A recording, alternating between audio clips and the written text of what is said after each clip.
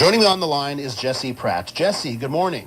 Good morning. So, Jesse, tell me about this. What's your group, and what are you doing here? How are you bringing newcomers to Canada to the ski slopes, and why are you doing it? Give me the whole scoop here.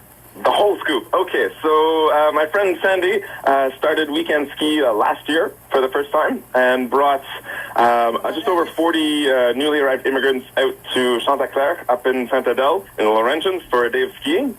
And basically, we're doing it again this year because it was such a big success last year. Wow. And and it's just, as you said, a wonderful way to show them how to have a good time in winter. I mean, we talk about how not to get frostbite and all that, but it's often not mentioned how to go have a good time. Yeah. Why don't you tell me about the faces you see when they get on that ski hill? They got they get their skis on, and they're going down whatever it's the bunny hill or whatever it is for the first time. Tell me about those emotions and those faces you see. Oh, wow. So I've been teaching skiing since I was about 15, and I got to say, it's pretty magical, especially in this context, because a lot of these people, I remember last year there was one woman from, I can't remember where in Africa, but had never seen snow before, you know? Let alone a pair of skis. And so it kind of resembles like watching a newborn discover something for the first time. That sense of awe and wonder and amazement, and to be able to share that and encourage it is a really special feeling. You gave us that story of that woman from Africa, but why don't you tell us where are these people coming from? Where are these newcomers from? Well, it'd be a little hard to They're here they're now from Quebec. Yes. Okay, interesting. Yeah. Okay, so Jesse, let me just ask you this then, since of how you put that. A lot of our politicians, particularly provincially, in the government right now, say that immigrants, they're not integrating well, and we need to do a better job of integrating, and that sometimes we hear from politicians they don't even want to integrate. What do you see? What do you see in this program? I see a bunch of humans coming out to a ski hill and having a great time. I'm not super familiar with their reality as an immigrant, seeing as I'm born and raised here in Quebec. But I mean, I don't feel like I get along great with them. Like, I don't feel that I think the barriers to their integration are a lot to do with not having programs like OuiCanSki. Yeah, gotcha. And so what you're seeing is a group of people that are happy to be here. They're happy to be in Canada. They're happy to be in Quebec, and they want to be a part of Quebec, not the opposite, right? Absolutely. Yeah. Absolutely.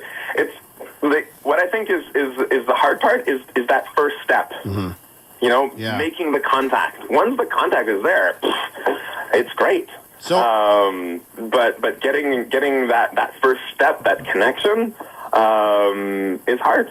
So where are you getting the funding to do this, and how are these newcomers finding out about the program? How are you getting these newcomers? So that's a little more of my friend Sandy's department, but basically this year we've teamed up with a couple of different organizations that already exist for the purpose of integrating and welcoming in new immigrants. Great. Yep. And so basically Sandy took the job of finding a ski hill who was willing to sponsor the ski day. Lovely. Okay. So Chanticleer supplies tickets, equipment, helmets, skis, boots, and all of that. She got a sponsorship from Eau Claire for that everyone gets a new pair of mitts. Nice. Keep their hands warm, because that's definitely something that we've seen before in our teaching days with people coming skiing that show up in little dollar store gloves and jeans, and a windbreaker, and you're like, right. Yeah. And how are they at skiing? How does it once at the end of the day? How amazed are you, or how does the day go? Well, the other thing that Chanticleer supplies us with is a couple extra instructors. Yeah. And the basic thing is on the bunny hill, as you said, and learning how to do your snowplow or your piece of pizza. Yeah. And once sort of like stopping and general speed control is learned, after lunch, what happens is we split the group up, and the volunteers who are present take the people who are more confident and feel ready to take the chairlift and hit the slopes up onto the mountain, and the other ones stay on the magic carpet and keep practicing their snowplow.